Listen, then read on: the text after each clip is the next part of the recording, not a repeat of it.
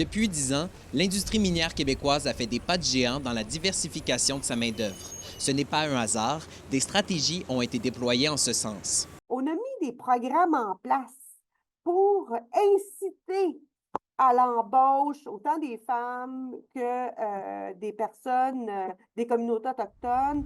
Le total des travailleurs issus des Premières Nations a augmenté de 76,7 à l'échelle provinciale depuis 2014.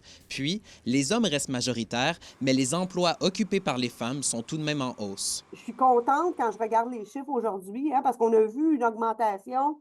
On parle de 57 d'augmentation du nombre de femmes. C'est très bon. De son côté, l'Institut national des mines mise sur la représentation de la pluralité dans sa plus récente campagne de promotion des formations minières. De plus en plus de femmes qui travaillent dans l'industrie, mais aussi qui représentent la diversité culturelle également.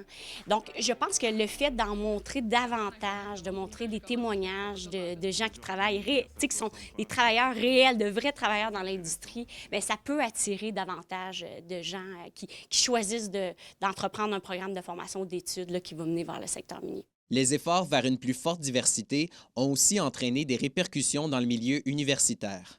À l'Institut de recherche Mines et environnement de l'UQAT, c'est la première année où il y a une parité homme-femme à la maîtrise et au doctorat. Bien, je pense que les métiers associés au domaine minier se sont démocratisés, disons, puis que les femmes sont maintenant, se sentent peut-être plus acceptées maintenant qu'il y a 10 ans.